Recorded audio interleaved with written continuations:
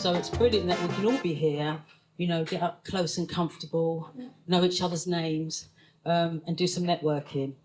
So this evening we have got some guests, and it's excellent news because the guests that we've got are, both of them run businesses in and around the Haringey area. I believe they both live in Haringey as well. I think they both live in Haringey. And it's not by coincidence because we are kind of green dragons, but they do business in the green industry, which we all know, COP27 going on and everything else. It's a really important factor. So my name's Sydney Charles. I'm the Vice Chair of Ent Energy, which is actually a not-for-profit community energy company that puts solar panels locally and also works on energy efficiency. Businesses that provide sustainable solutions and businesses that want to be sustainable. So I shall go into those separately. Now here comes a complicated, colourful one, which I'm just going to wave in front of you. Now that is a breakdown of the electricity grid mix.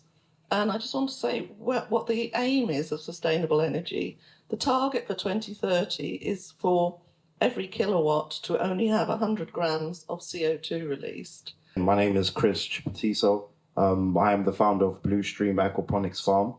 And so what we're doing is we are growing in a sustainable way called aquaponics. And this is farming through using fish.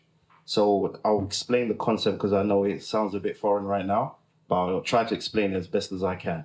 So what we do is we are able to use what we call fish. So we use, at the moment, we're using goldfish. We can use tilapia fish, or we can use lobster fish or lobsters, or any type of fish that you would like to use. But at the current moment, we're using goldfish, but a specific type of goldfish. And so what we do is we have all the water in the fish tank, and then it's pumped through what we call biofilters. So once it goes through a filter, the water itself is cleansed, and then it goes into what we call a media bed. Now, when it goes inside the media bed, it goes through a process called flood and drain. And when it goes through the process called flood and drain, not only does it oxygenate the water, but the water then passes through to the plants. So now the plants themselves are all in what we call a soilless gully system.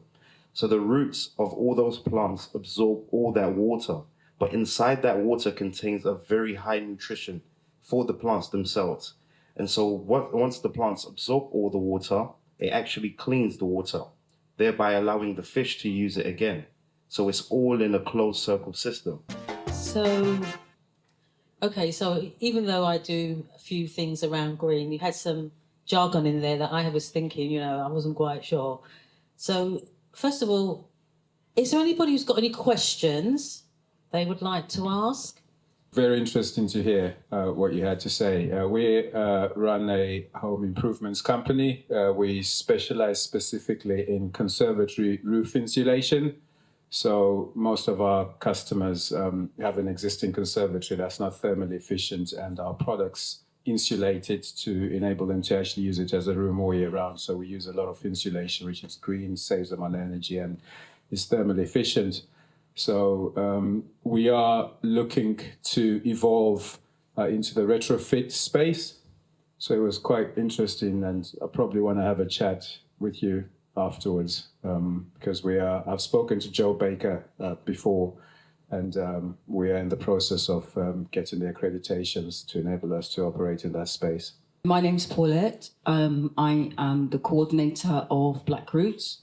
Black Roots is a growers enterprise, so we grow food at Walls Lane and Pastor Gardens. We are in the process of developing a new project in Wood Green called Eat Wood Green, which will be a growing space that's going to sit on top of the car park. Some of the food that we grow wouldn't necessarily grow in this country. So we are, at present, Walls Lane has a grant from, I think, the mayor and the lottery to build community buildings and offices at the back of our site.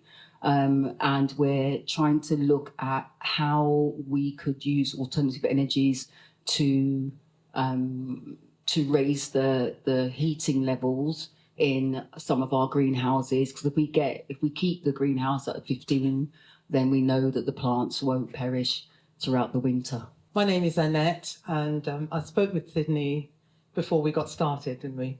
Well, we were powdering up our noses. Yeah, it's not so much a question, but kind of picking up from what you're saying. So I have two things that I do. One of them is working with a company who is actually a green company, and they're basically all about helping people save money on their household bills. And so when Sydney and I spoke, I realised how much sort of in alignment we were. Congratulations, that's a huge success story. I just wanted to clarify one point. I have been to lateral farming, which is based on the same concept, and where the plants grow, but they don't grow on soil. Yeah. Does your plants actually grow on soil? No, so they don't grow in soil. Okay. Yeah. Okay. Imagine there's holes in your drains and you've got plants there that are suspended in water.